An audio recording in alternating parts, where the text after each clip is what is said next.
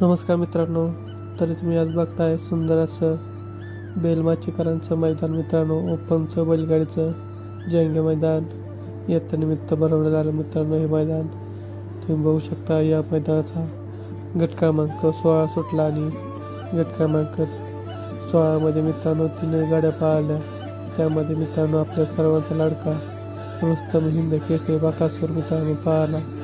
तुम्ही बघू शकता मित्रांनो, चांगला पळाला. पण मित्रांनो शेवटच्या क्षणाला तास क्रमांक 4वरून पळाले मित्रांनो गाडी. त्या गाडीने बाजी मारली आणि आपली जागा सेमीफायनलमध्ये मित्रांनो आपली जागा केली.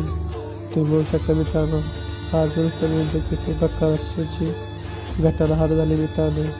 काही नाही मित्रांनो, पुढच्या मैदानात आपला देव बकासूर नक्कीच कमबॅक करेल आणि एक नंबर करेल मित्रांनो. आज बकासूरचा छोटा भाऊ मित्रांनो कारुणीचा चिक्या आणि विठ्ठलनाथांचा चिक्या मित्रांनो गटपास झाले मित्रांनो. बघूया आता सेमीमध्ये काय होते मित्रांनो. चिक्या शिकाचा जोड